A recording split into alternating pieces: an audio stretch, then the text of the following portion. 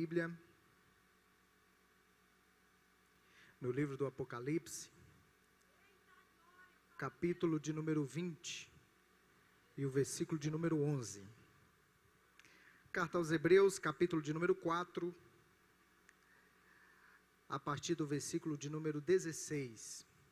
Se podemos ler, diga amém. Cheguemos, pois, com confiança ao trono da graça, para que possamos alcançar misericórdia e achar graça, a fim de sermos ajudados em tempo oportuno. Apocalipse, capítulo de número 20, versículo de número 11.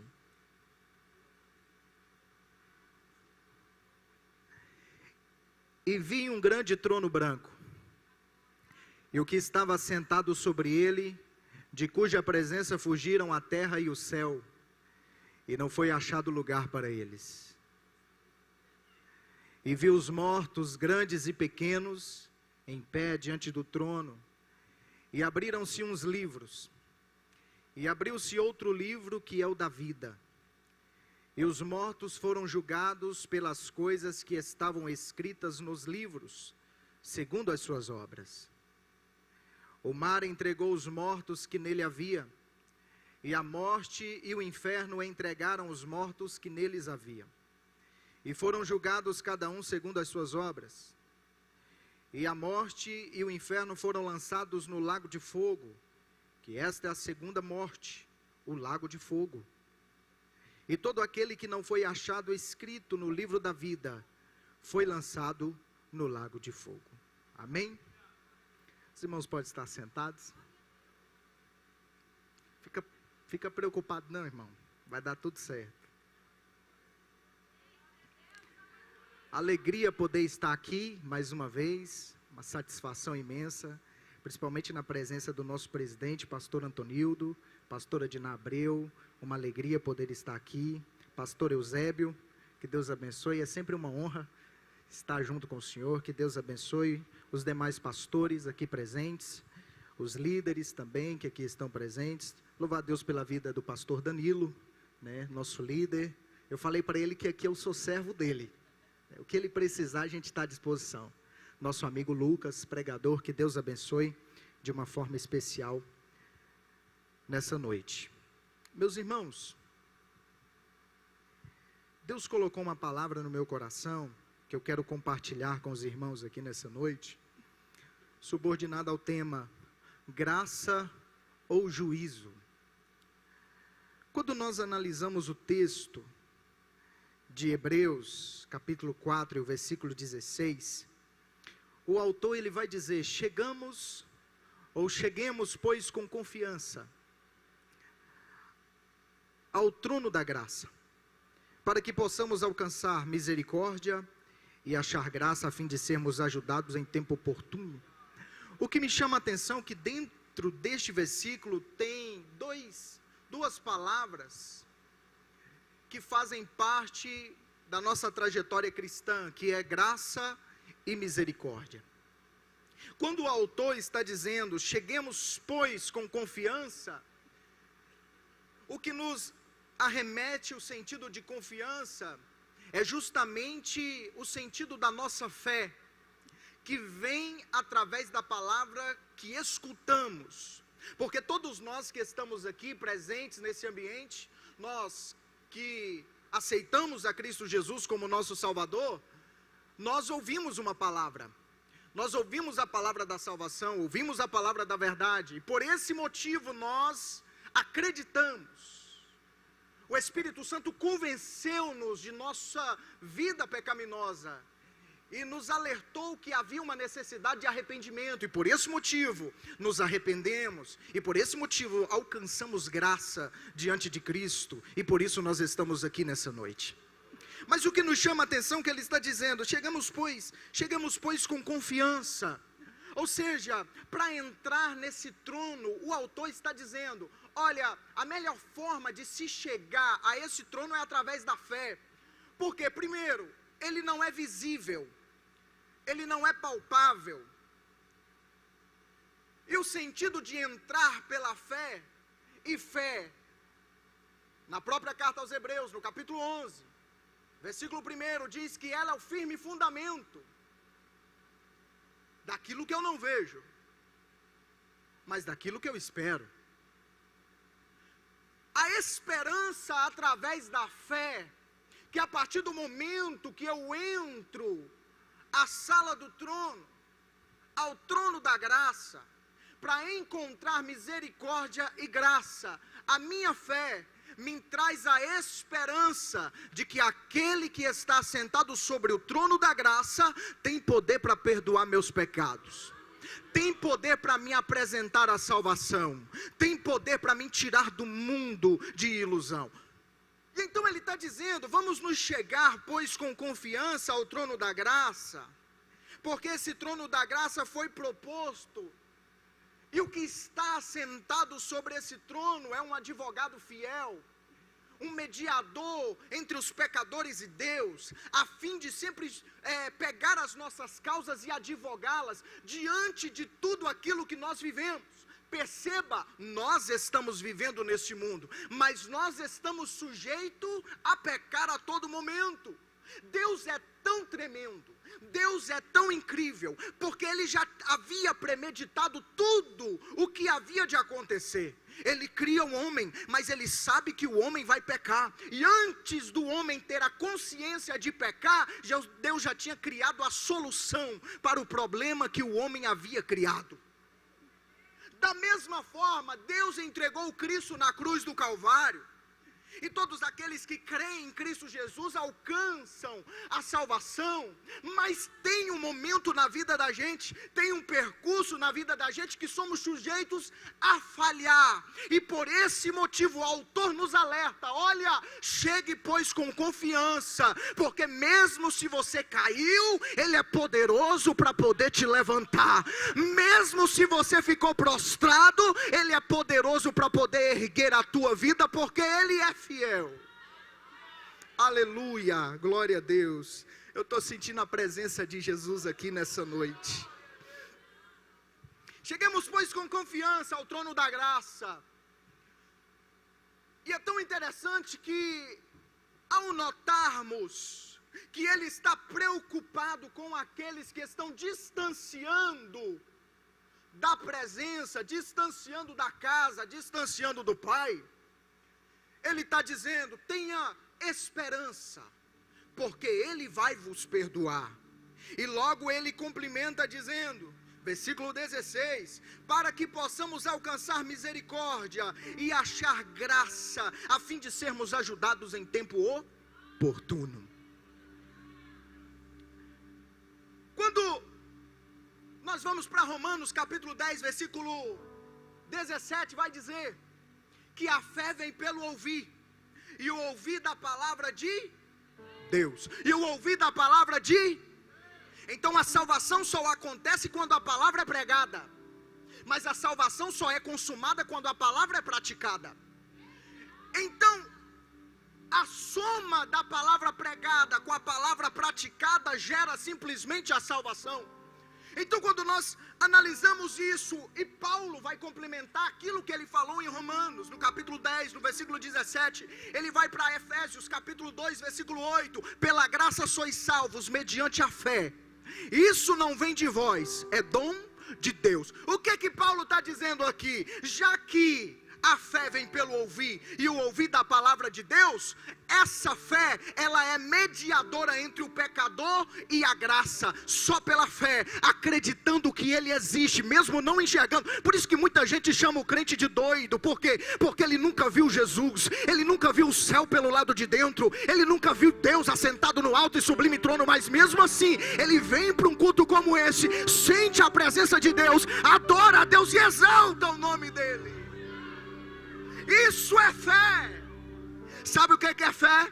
Eu estou sentindo a presença de Jesus. Fé é mesmo o pregador não está fazendo você sentir Deus, porque não é obrigação do pregador. Mesmo o pastor não está fazendo você sentir Deus. Mesmo as canções que você está ouvindo não está te fazendo sentir Deus. Mas a sua fé fé te garante que mesmo que você não está sentindo Ele, não está vendo cadeia se quebrando, não está vendo bandeja de prata, não está vendo nada disso de misticismo, mas pela sua fé, você acredita que Ele está presente, e com a sua fé, você entende que o verdadeiro adorador não é aquele que espera sentir para adorar, mas é aquele que adora.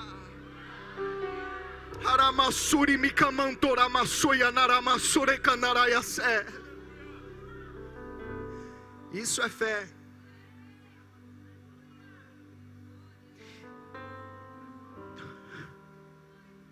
Então a fé, ela media, ela é a ponte entre a pregação pregada para a pregação praticada. E quando Paulo está dizendo, Efésios capítulo 2, verso 8, pela graça sois salvos, porque graça é favor não? Graça é favor não?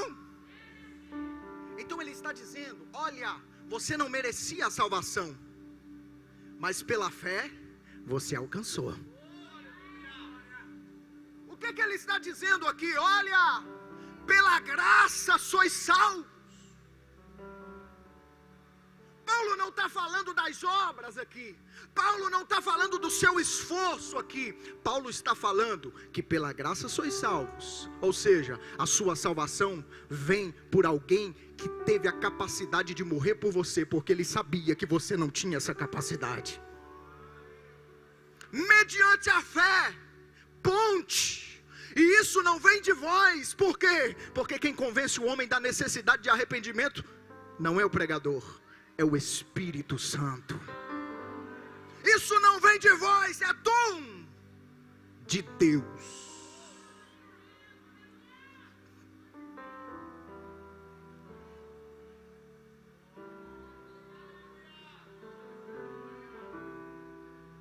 Aguenta aí, irmão.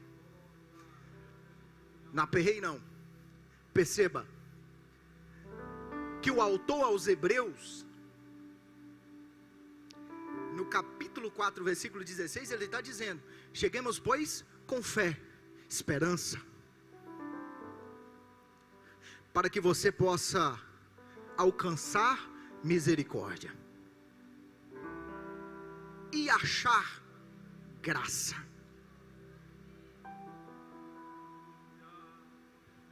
Ele é tão preciso em dizer e separar as duas coisas, porque ele está dizendo, olha, a fim de alcançar misericórdia e achar graça. Porque na nossa ideia, na nossa concepção, a graça e a misericórdia são a mesma coisa, e na verdade não é. Graça, como nós falamos aqui, vocês responderam, graça é favor não merecido. Como assim? Nós merecíamos a salvação, sim ou não? Não, de forma nenhuma, mas pela graça nós fomos salvos.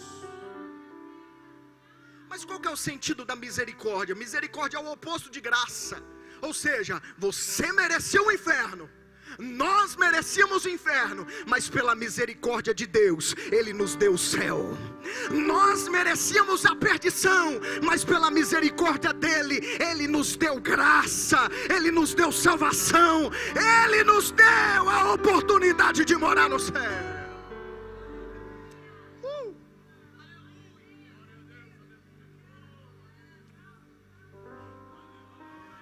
Quando Ele está dizendo, ou seja, alcançar misericórdia, a palavra alcançar quer dizer levantar as mãos e buscar um auxílio. Ou seja, nós estávamos, pastor Antonildo, caindo no lamaçal, nós estávamos indo a passos largos para o inferno. A partir do momento que Ele morreu na cruz, Ele estendeu as mãos e nós dissemos, precisamos dessa misericórdia, precisamos alcançar essa misericórdia. Aí o que Ele fez? Pela misericórdia dEle, Ele pegou na tua mão, te tirou do caminho do inferno e te colocou no caminho para o céu, no caminho da salvação. Aleluia! Então graça é aquilo que eu não mereço, e misericórdia é exatamente aquilo que eu mereço, mas Cristo decide não entregar. Quando nós entendemos isso aqui, e a gente está no trono da graça, a porta da salvação está aberta. Cristo está sentado no trono da graça. Cristo está advogando as nossas causas. Cristo conhece a fraqueza do seu coração. Cristo conhece as suas necessidades. Cristo conhece as suas pendências. Cristo conhece os caminhos que você está trilhando. Cristo sabe de todas as coisas. E nessa noite Ele me enviou aqui para te dizer: ainda dá tempo de alcançar misericórdia e achar graça.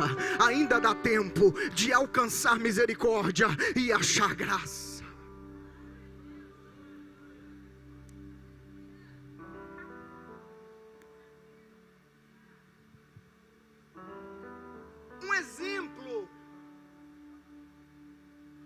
Expressão de que Cristo está sentado sobre o trono da graça.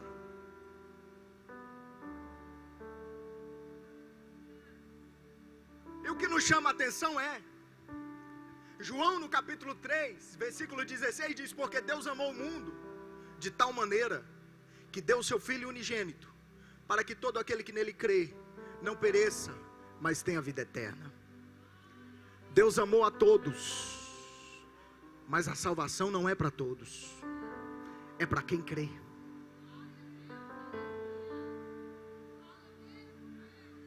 Mas o que nos chama a atenção é que quando Jesus está lá, desce do Monte das Oliveiras, pela manhã, os discípulos de Jesus ainda estavam nas suas casas, e pela manhã bem cedo, Jesus desce do Monte das Oliveiras, e Ele está sentado sobre o trono da graça, como nós dissemos. Ele não é palpável, Ele não é visível, mas Ele estava lá. E o que Ele estava fazendo? Escrevendo na areia. João capítulo 8, chega aos principais da sinagoga, religiosos, cumpridores da lei, pegam a mulher no ato de adultério, e eles são bem específicos em dizer que eles pegaram ela no ato de adultério, adulterando. Pegaram ela, e para tentar a Jesus, eles a levaram para Cristo. Jesus está lá, Jesus não dá moral para eles, Jesus está escrevendo na areia. E eles chegam para Jesus e dizem: ô mestre, pegamos esta mulher no ato de adultério. E a lei de Moisés, entenda uma coisa aqui, o problema aqui não é a lei é boa, a lei é apenas uma juíza para as consequências de nossas escolhas. Mas o que chama a atenção, ele está dizendo, para tentar Jesus: olha mestre, pegamos ela pecando, e segundo a lei de Moisés, ela precisa morrer apedrejada. Precisamos matar esta pecadora aqui, Jesus. E tu, o que dizes? Ela merecia ser apedrejada, sim ou não, segundo a lei? Sim. Gostei do irmão ali. Sim. Ela merecia ser perdoada dos seus pecados, sim ou não? Não. Mas quando eles viram para Jesus e diz o seguinte: mestre, e tu, o que dizes? Jesus: quem não tem pecado, seja o primeiro a atirar a pedra. E Jesus voltou a escrever na areia. É tão interessante isso, por quê? Porque a partir do momento que eles querem matar aquela mulher, eles querem assassinar aquela mulher a pedradas, porque ela pecou. Só que quem era o único que era digno de acusar aquela mulher? Jesus. E o que Jesus faz? ele simplesmente exalta a sua grandeza. Ele está dizendo: só tem um que se assenta no trono da graça, aquele que passa pela cruz.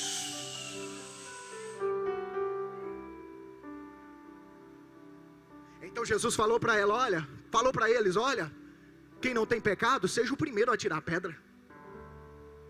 Aqui está o problema, porque ninguém tinha o lugar de direito para poder acusar aquela mulher, apenas Jesus. E o que me chama a atenção é que dos mais velhos para os mais novos, todos foram abandonando as pedras e voltando para casa. Eles pegam a mulher, jogam nos pés de Jesus. Não tinha lugar mais alto para aquela mulher estar do que os pés de Jesus.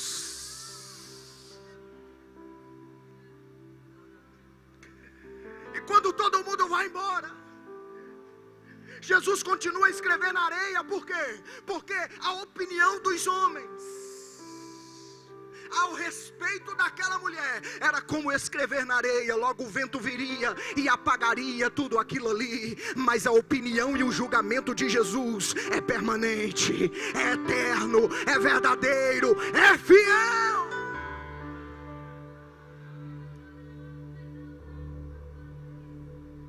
Saíram todo mundo, só ficaram Jesus e a mulher. Jesus vira para a mulher e diz: mulher, cadê os teus acusadores?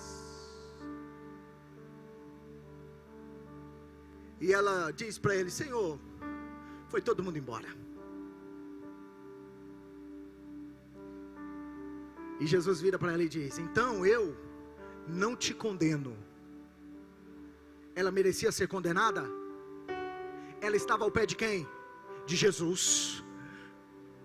Quando Jesus disse para ela: eu não te condeno, o que é que Jesus estava oferecendo para ela? Misericórdia. Quando Jesus, misericórdia, ele pega na mão dela e levanta. Agora já é outra conversa. Aí Jesus vira para ela, irmão Lucas, e diz: agora vai e não peques mais, porque seus pecados foram perdoados. O que é que Jesus ofereceu aqui? Graça.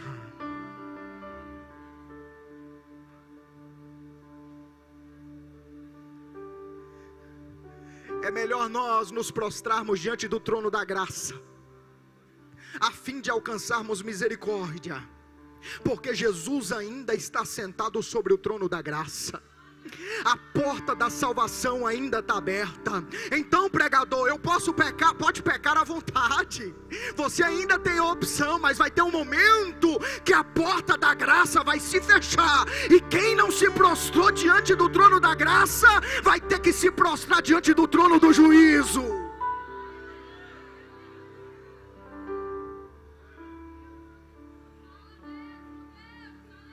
Se hoje os pecadores não querem se prostrar diante do trono da graça, tem problema não. O trono do juízo está te esperando para você se prostrar, não por sua vontade, mas por obrigatoriedade.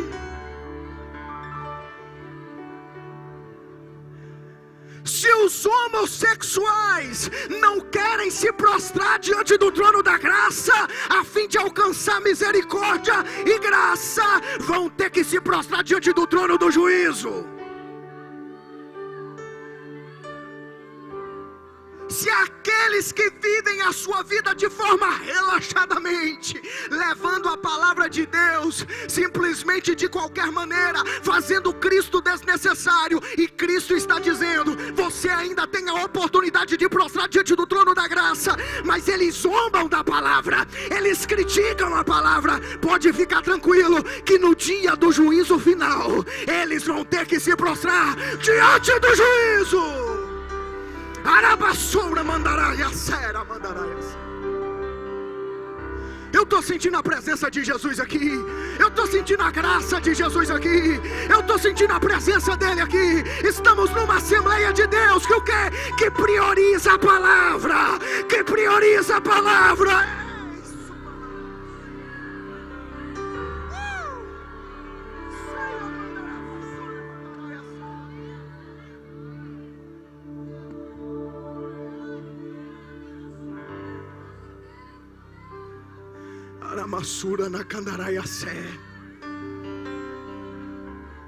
Está tudo tranquilo. É gente querendo reescrever a Bíblia. É gente querendo desacreditar nossa fé. É gente querendo simplesmente acabar com a igreja. E Cristo ainda está sentado sobre o trono da graça. Está dizendo, ainda tem oportunidade. A porta da salvação ainda está aberta. Mas a porta vai se fechar. E o advogado vai se levantar do trono. E vai se sentar no outro trono. Não como advogado, mas como juiz.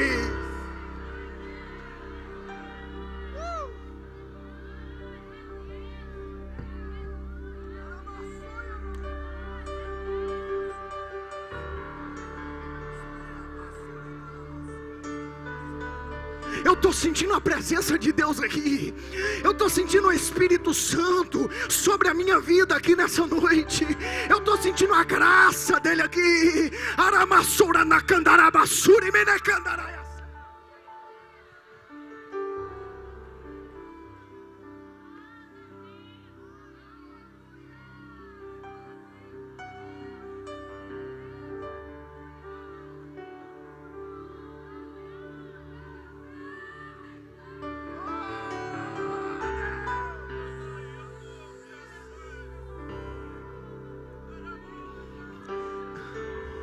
Movimento não gera salvação.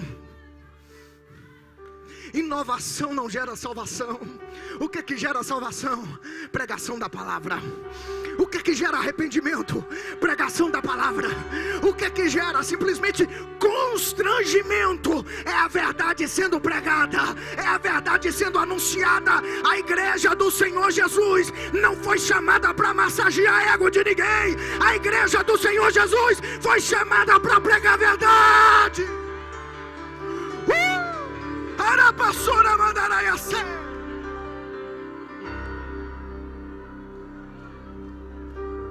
É muita gente, pastor Antonildo, meu presidente, que diz o seguinte: eu não vou pregar a verdade porque eu vou ser cancelado. Eu não vou pregar a verdade porque eu vou perder pessoas. Eu não vou pregar a verdade porque vão me olhar de olho torto. Deixa eu te dizer uma coisa: pregue a verdade a tempo e fora de tempo, porque você não tem compromisso com o que as pessoas vão achar de você.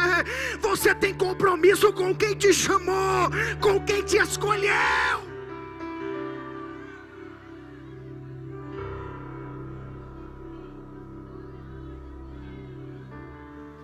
Aleluia!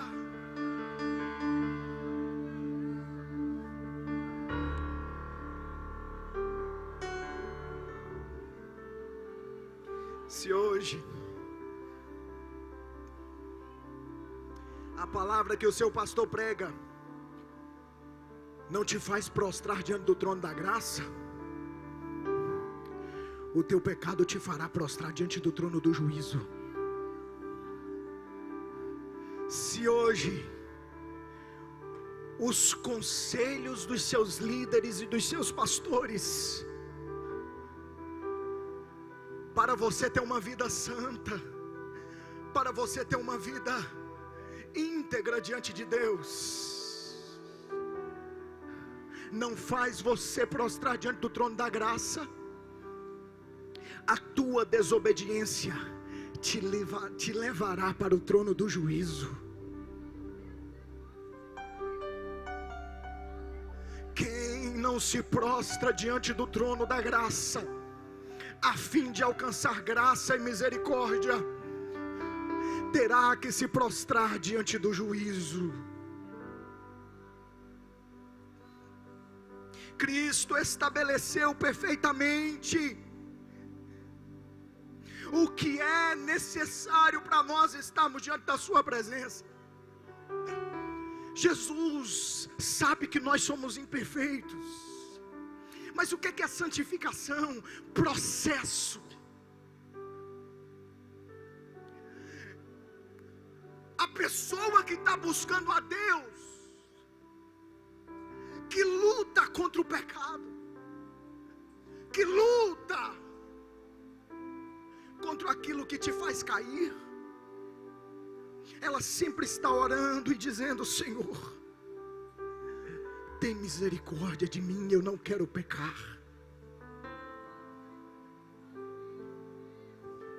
O teu sentimento depois de um ato de pecado revela verdadeiramente o seu caráter. Eu não sou santo, meus irmãos.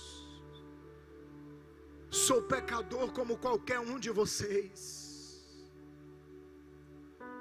A nossa luta contra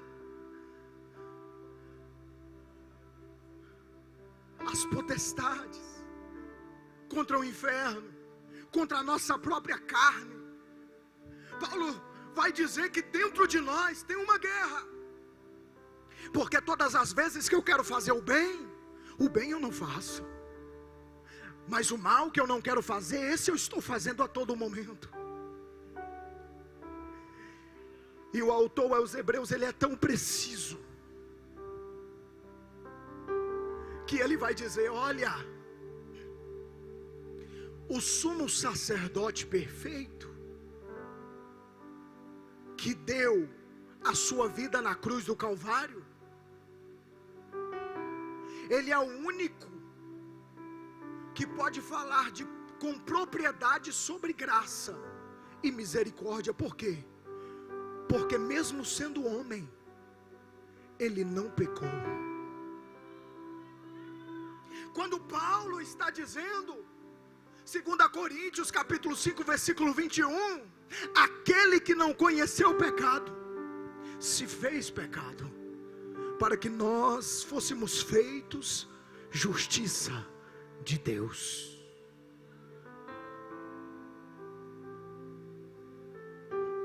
Então ele ainda está sentado sobre o trono da graça.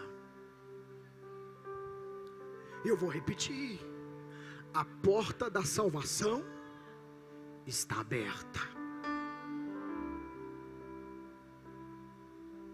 A porta da salvação ainda está aberta.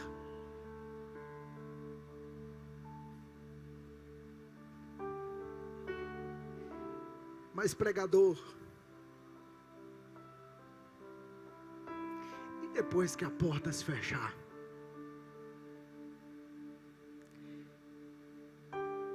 E depois que ele se levantar do trono da graça? E depois que a igreja ouviu o som da trombeta?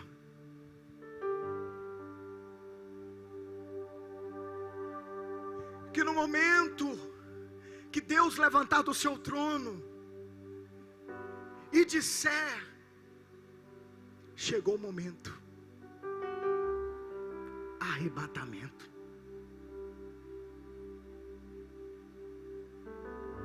Deus virando para a turma e falando: prepara, porque o casamento é agora. Deus olha para o arcanjo, toca a trombeta.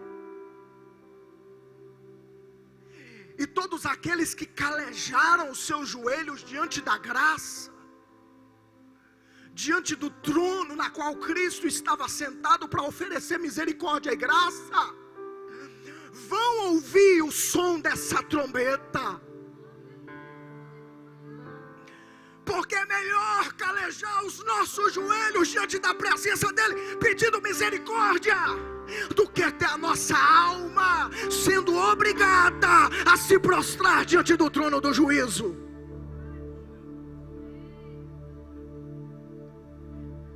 Jesus voltou, levou a igreja, pastor Danilo. E o que Jesus fez? Se levantou do trono. A porta da salvação se fechou.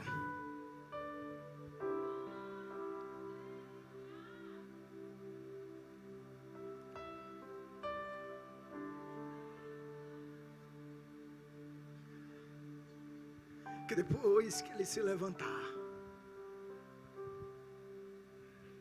que depois que a porta da salvação se fechar, acabou. O trono do juízo é estabelecido.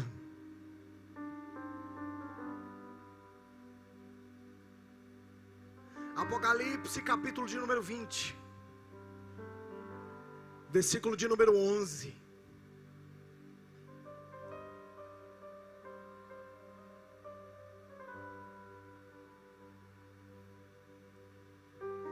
João vai dizer: e vi um grande trono branco. João é detalhista. Ele vai dizer que o trono é grande, porque a multidão que estará diante do trono é grande.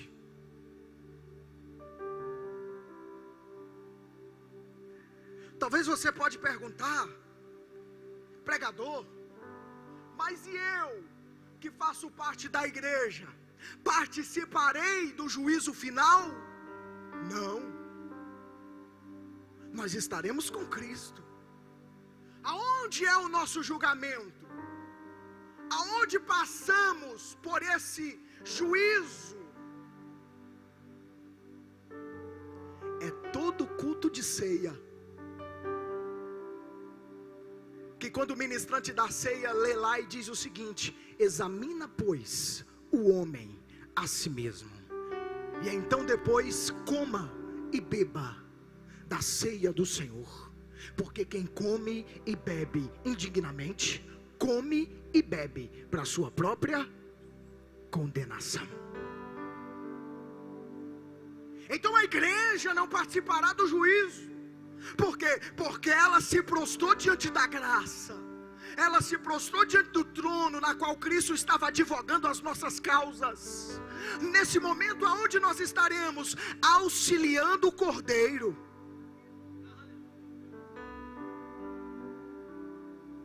Como esposa do Cordeiro. E João está dizendo: o trono é grande, mas o trono também é branco. O que que representa? O trono é grande, é branco, porque a multidão é grande, e porque esse julgamento será por justiça. O que é um julgamento por justiça? É um julgamento na qual não tem como subornar o santo juiz. E o que me chama a atenção, que ele vai dizer, ou seja, de cuja presença fugiu a terra e o céu, e não se achou lugar para eles. O trono era tão grande, pastor Danilo, que quando Cristo estabeleceu o trono, se assentou sobre o trono, e a Bíblia vai dizer que Deus é tão grande, mas tão grande, que quando ele se assenta, a terra se torna simplesmente o apoio para os seus pés. Quando ele se assenta sobre o trono, os céus e a terra, não é o céu morada de Deus, é o céu atmosférico, e quando ele se assenta, todos eles fogem diante da presença daquele que estava assentado sobre o trono.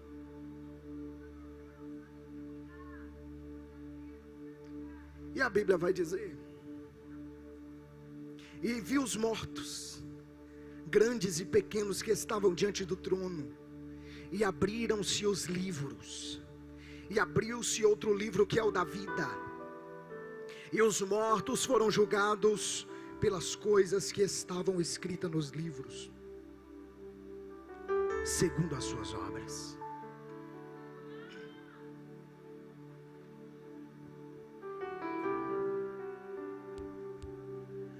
No dia do juízo final,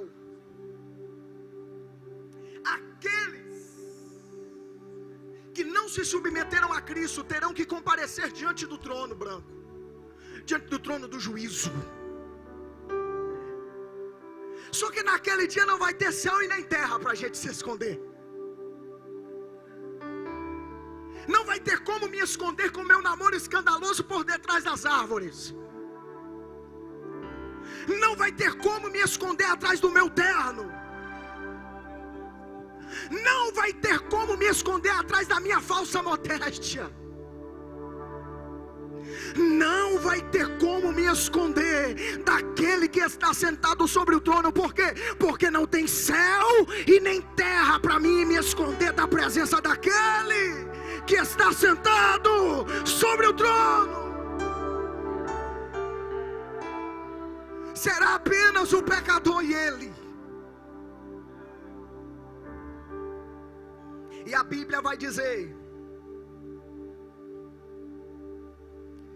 que os mortos grandes e pequenos ressuscitaram para ser julgados.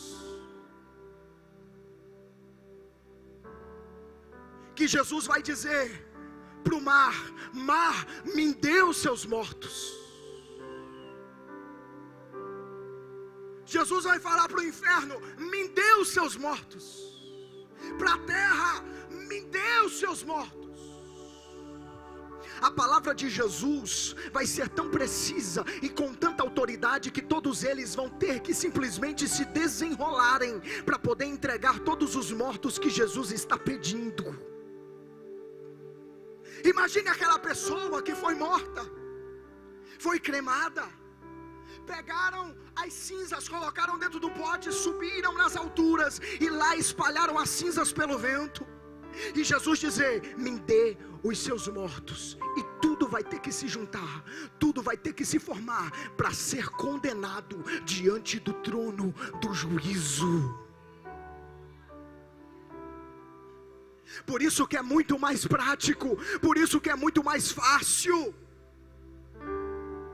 Não é enjoo do pregador, não é enjoo do pastor, não é enjoo da liderança pregar a palavra com verdade. É porque amamos aqueles pela qual pregamos.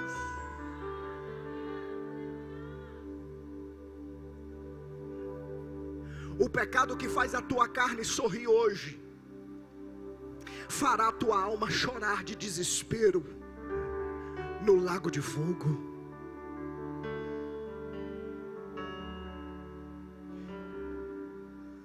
Temos a oportunidade, mas desperdiçamos a oportunidade.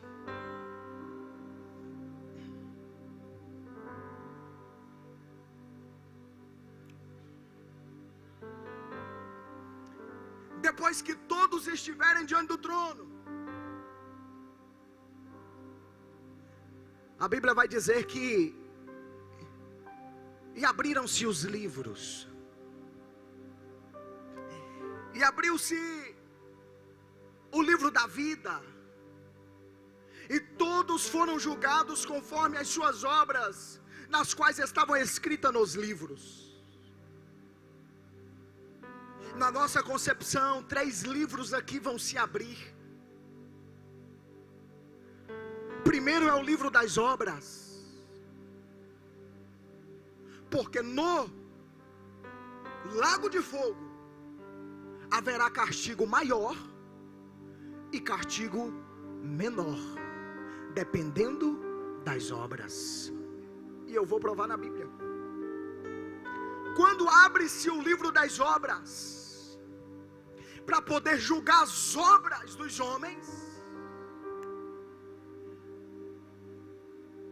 que rejeitaram a palavra, e o castigo é sempre expressivo para aqueles que rejeitam a palavra.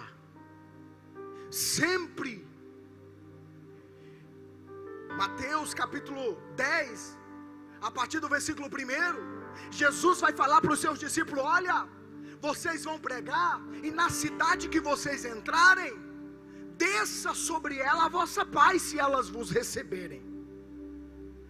Mas se elas não vos receberem, e nem forem dignas da vossa paz, e nem quiserem ouvir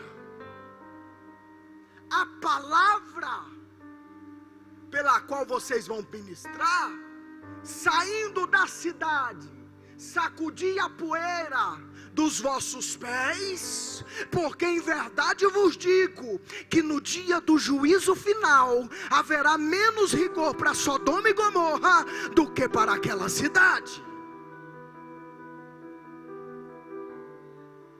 Sodoma e Gomorra não tinha crente, só tinha um que era Ló, e era meio desviado ainda. Agora imagine a nossa geração. Tem igreja para todo lado, pastor. igreja para todo tipo de gente que escolhe. Tem uma igreja chamada Bola de Neve que o púlpito é uma prancha de surf. E os caras muito doidão. Tem a igreja para tudo. Dos hippies, dos conservadores, dos progressistas, para os homossexuais. A igreja é inclusiva.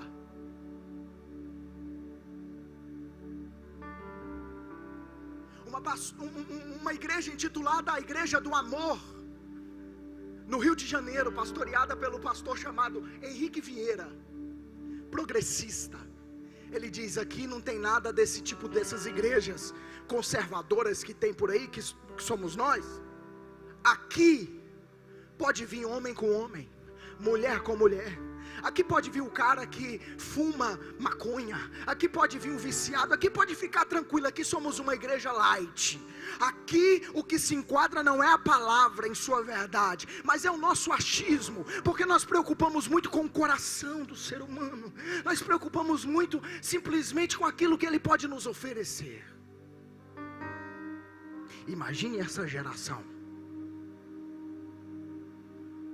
Imagine a nossa geração.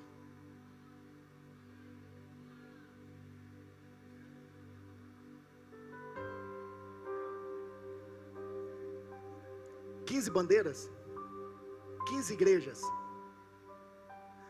Só aqui presente tem 15 igrejas dentro da cidade de Minaçu.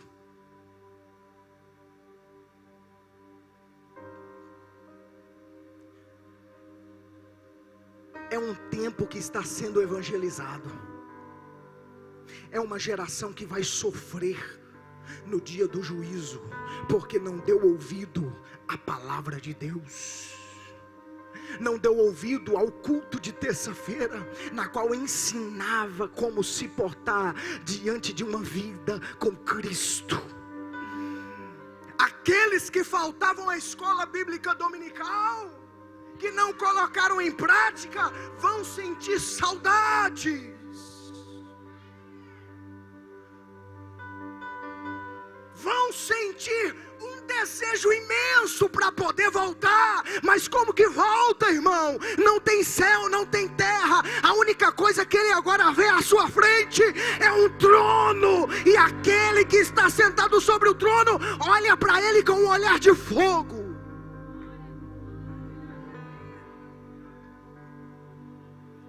Não tem como fugir. Então eles serão julgados conforme as suas obras, nas quais eles viveram e praticaram. Segundo livro que vai se abrir é o livro da vida. Segundo livro, João vai dizer: e eu vi o livro da vida se abrir. O que é o livro da vida? Não é um livro, como podemos dizer, de folha de papel. É uma pessoa. O livro da vida é o próprio Cristo. Porque quando ele vai dizer em João, ele vai dizer o seguinte, não me lembro o capítulo, mas ele vai dizer: olha, eu sou a videira, e todos os que estão ligados a mim, eles produzem, mas os que não produzem eu corto e lanço fora. Então o livro da vida é Cristo. E qual que é o corpo de Cristo? A igreja. Mas aí a pessoa vem me dizer: eu não preciso de pastor para ser crente. Eu não preciso de igreja para ser crente. Eu posso ser pastoreado pela internet. Eu posso ser pastoreado por um coach, eu posso ser pastoreado por qualquer um. Eu não preciso, eu mesmo me autopastoreio. O que é uma pessoa dessa? É um membro amputado. E o que é um membro amputado? Um membro só tem vida, um membro só tem energia, um membro só tem eletricidade para poder se mover, porque está ligado no corpo. Depois que sai do corpo, apodrece e morre.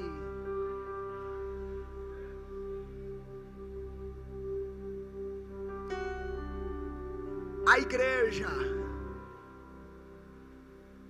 e aqui nós entendemos algo. Eu não sou igreja, você não é igreja. Eu sou membro de um corpo que é a igreja. Agora todos nós, reunidos em um só propósito, aí sim nós somos corpo de Cristo. Aí sim nós somos igreja de Cristo.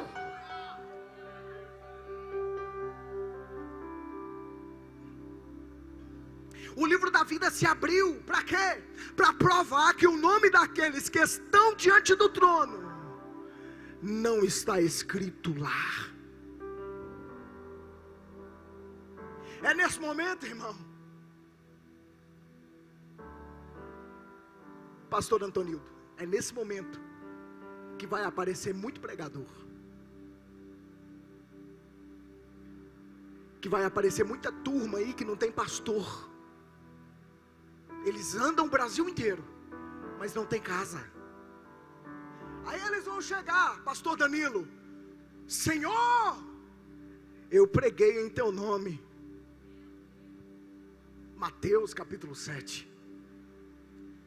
Senhor, eu profetizei em teu nome.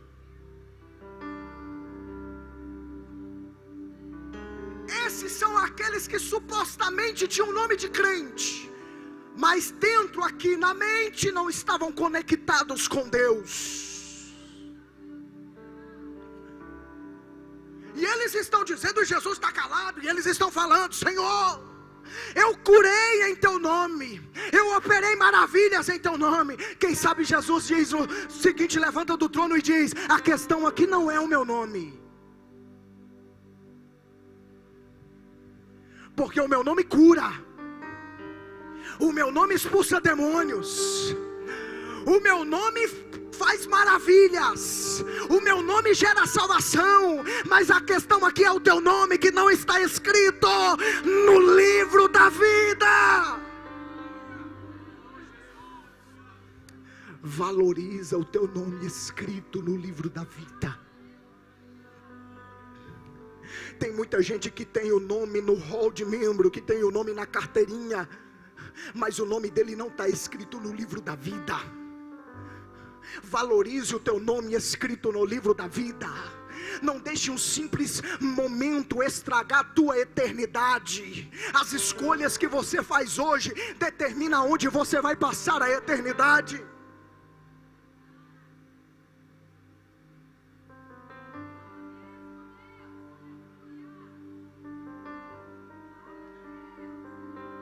Lucas no capítulo 10, o versículo 20. Os discípulos chegaram todos felizes a Jesus e disseram, mestre, nós estávamos pregando e levantamos as mãos, e então todos os que estavam ali estavam possessos, eles correram.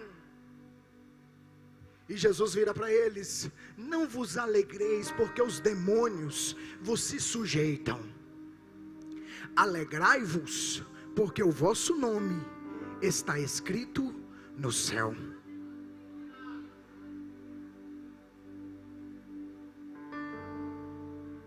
Terceiro livro que vai se abrir, para podermos encerrar.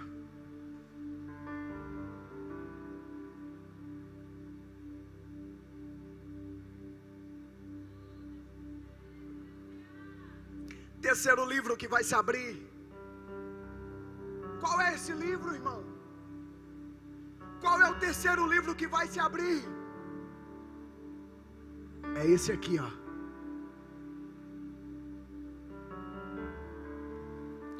Esse livro vai se abrir. Porque a palavra que eu prego e a palavra que eu não cumpro e a palavra que eu não pratico é justamente a palavra que será minha juíza.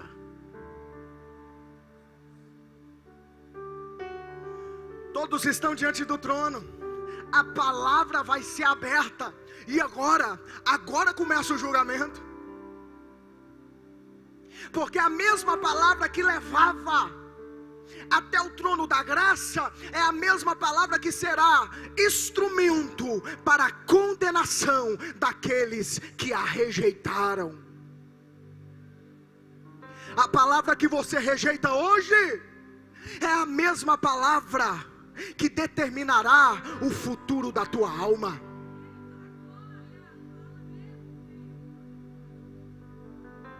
Por isso que há uma necessidade da pregação da palavra.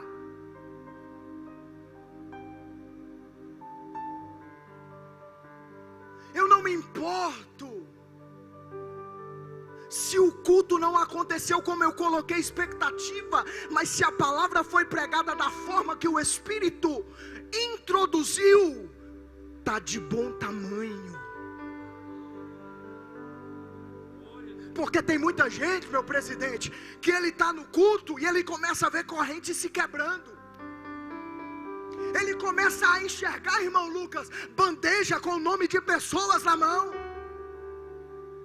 Ele começa a ouvir os passos de Jesus.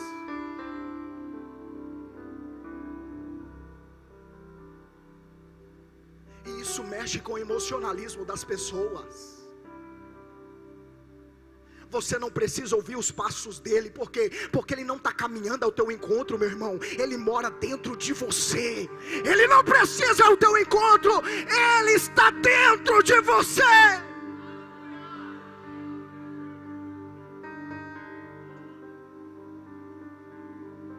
É a palavra. Ela despede labaredas de fogo. O avivamento genuíno só acontece pela palavra. O pastor Danilo falou que até o final do ano aqueles bancos vão estar cheios de jovens. E eu creio, porque eu tenho certeza que em cima dessa tribuna, que em cima desse púlpito, a palavra é priorizada, a palavra é pregada, a palavra é anunciada.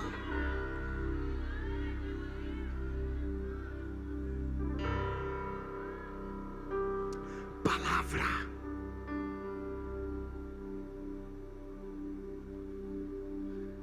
A palavra vai se abrir. E agora Jesus vai chamar: filhos desobedientes a vossos pais, na minha presença. Aparece. E agora a palavra vai julgar. Efésios capítulo 6. Vós filhos, sede obediente a vossos pais no Senhor. Honra teu pai e a tua mãe, para que te vá bem e vivas muito sobre a terra. Honrou teu pai e tua mãe, menino? Honrei não, Senhor. Lago de fogo. E agora Jesus vai chamar todos os idólatras na minha presença agora. Aqueles que fizeram de Maria sua Senhora e Salvadora na minha presença. A palavra vai se abrir. Êxodo capítulo 20, versículo 3. Não terás outro deuses diante de mim. Versículo 4. Não farás para ti imagem esculpida, nem figura alguma do que há em cima no céu, nem embaixo na terra, e nem nas águas debaixo da terra.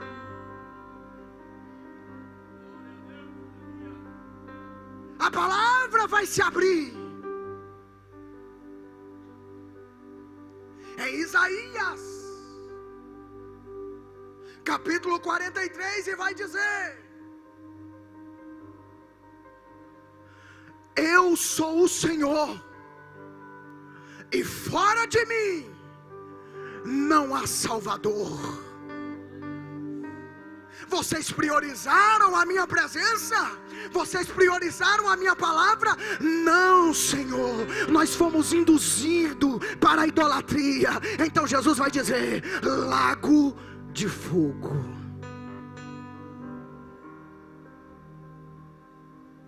Jesus vai chamar maridos que foram infiéis às suas esposas, esposas que foram infiéis aos seus maridos, na minha presença. A palavra vai se abrir, vai se abrir.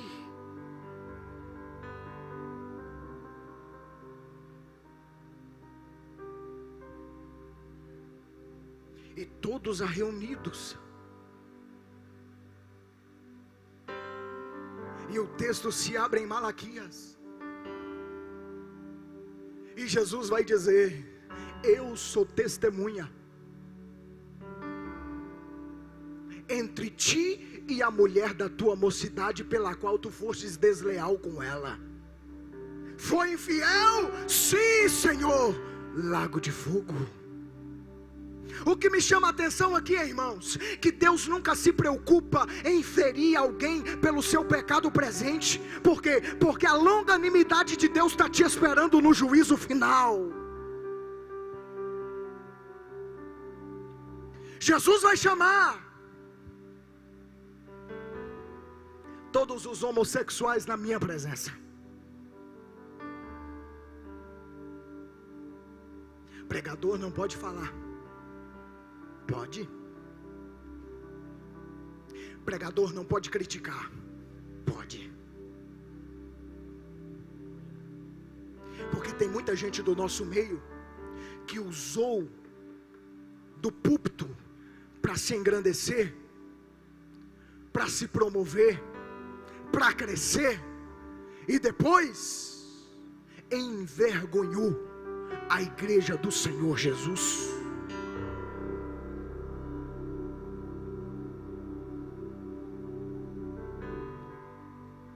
Todos na minha presença, e a palavra vai se abrir.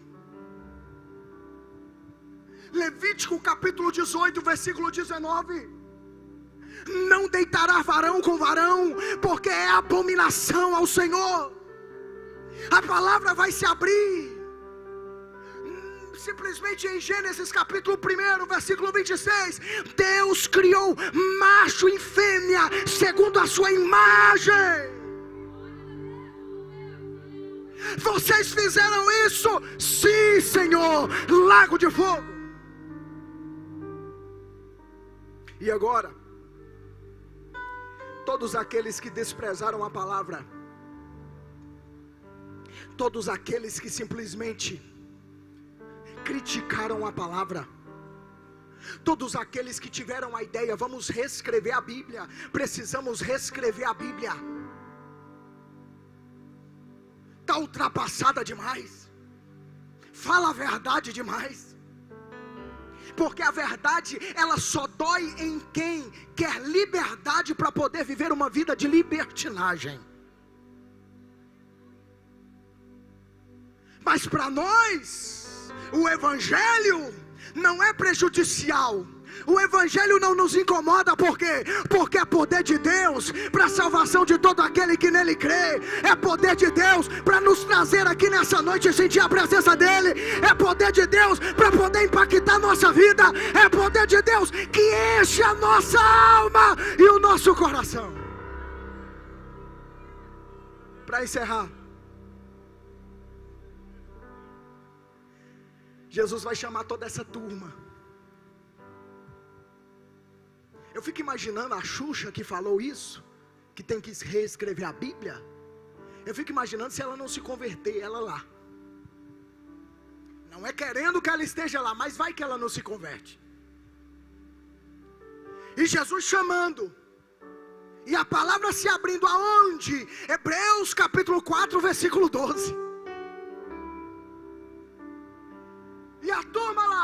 mundo que negligenciou, todo mundo que criticou, todo mundo que falou. E Jesus abrindo Hebreus capítulo 4, versículo 12: porque a palavra de Deus é viva e eficaz, e mais penetrante do que qualquer espada de dois gumes, que penetra a divisão da alma, do espírito, de juntas e medulas, e é apta para discernir pensamentos e intenções do coração.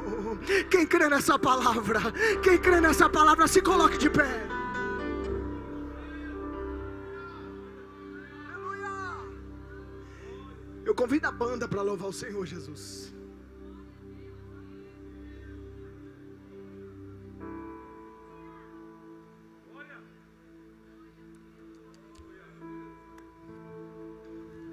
Olhe para cá. Eu quero convidar você que está afastado dos caminhos do Senhor. Eu quero te convidar hoje a se prostrar diante do trono da graça. Cadê a primeira pessoa que vai aceitar Jesus aqui nessa noite? Cadê a primeira pessoa que quer entregar a sua vida para Jesus aqui nessa noite? Você que trouxe esse amigo, coloca a mão no ombro dele aí. A graça de Deus que está sobre a sua vida vai contagiar o coração dessa pessoa aí nesse momento agora. Cristo está te dando uma oportunidade de salvação. Cristo está te dando uma oportunidade para se entregar para Ele aqui, para se prostrar diante do trono da graça, para se prostrar diante daquele que pode perdoar os teus pecados, diante daquele que pode perdoar simplesmente a tua vida pecaminosa. Ele está te convidando aqui nessa noite. Se não tem, olhe para cá, para podermos encerrar. E a banda já vai cantar. Nós somos responsáveis em proclamar esse nome, o nome de Jesus. Nós somos responsáveis, igreja. Minaçu não vai ser simplesmente conhecida como a cidade do amianto. Minaçu não vai ser conhecida como a cidade simplesmente do ponto turístico que é a Praia do Sol. Minaçu não vai ser conhecido simplesmente pelos nomes que a rotulam. Minaçu será conhecida como uma igreja que tem jovens avivados. Eu estou profetizando sobre a tua vida nessa noite. Eu estou entregando uma palavra profética para você. Daqui sairão jovens que irão impactar o Nordeste do nosso país. Daqui sairão jovens que irão impactar o Norte do nosso país. Daqui sairão jovens que vão impactar pessoas, que vão ganhar a alma. Olha a presença de Jesus aqui.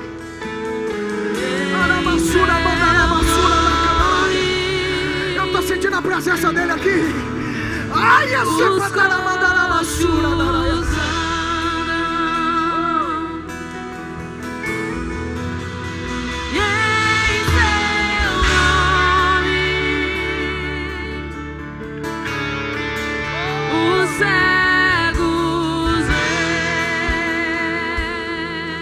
Se prostre hoje. Se prostre hoje. Se prostre hoje. Se prostre hoje. Se prostre hoje. Os mortos Jesus. Aramassura mandarai, assura mandarai. Uma alma para Jesus aqui, ó. Uma alma se prostrando aos pés daquele que está sentado sobre o trono da graça. Está começando aquilo que Deus te prometeu. Arabassura, naramassura, nacanaraiacé. O nome de Jesus. É só esse nome, é só esse nome. É só esse nome, é só esse nome, é só esse nome que pode fazer. Que o Pai o exaltou.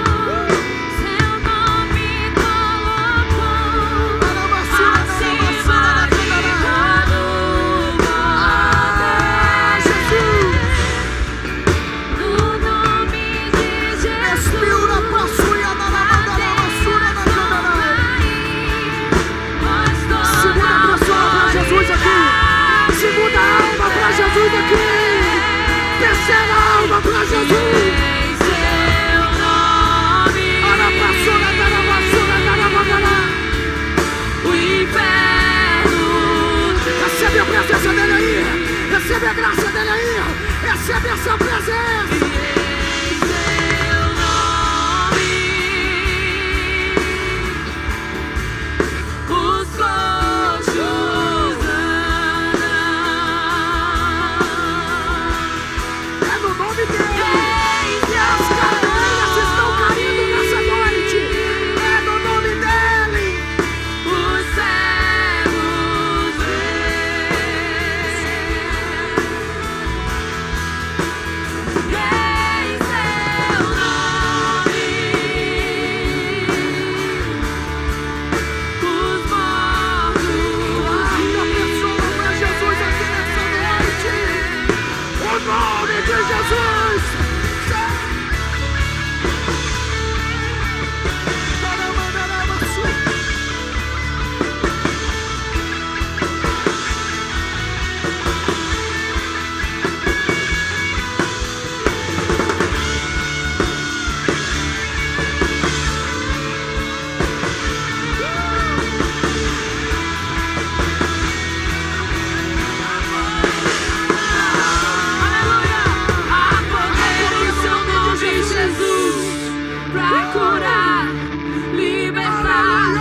há poder em seu nome, Jesus, pra curar, libertar.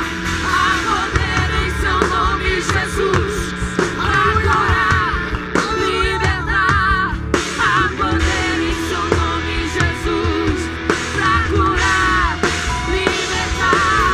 Há poder em seu nome, Jesus, pra curar, libertar. Há poder em seu nome, Jesus, pra curar, libertar. Há poder em seu nome, Jesus. Em seu nome, o inferno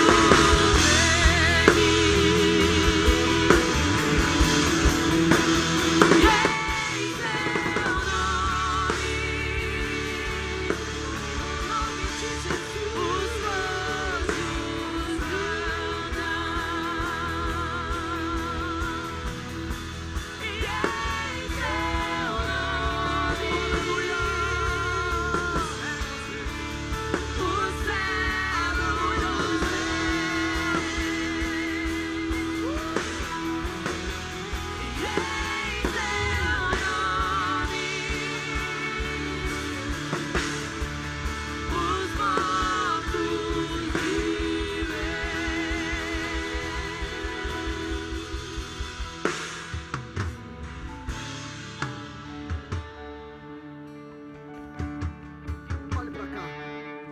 Já vou passar o microfone pro pastor Danilo. 4 almas para Jesus. Esse aqui é o efeito da palavra pregada. Mas o efeito da palavra praticada depende de vocês. No acolhimento, no cuidado, no discipulado, no abraço, no andar junto. Quem acredita que daqui até 31 de dezembro Deus vai derramar um avivamento tão grande nessa cidade? Eu sou profeta de Deus aqui nesse lugar e eu vou profetizar.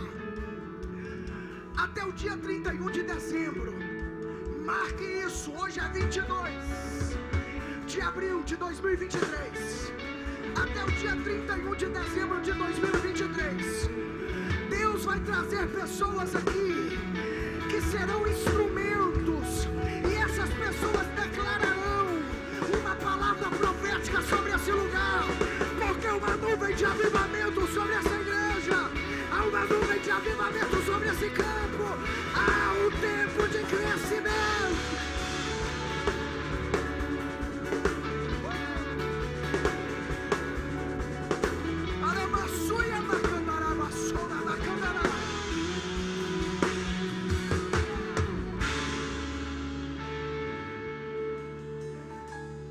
Repita comigo: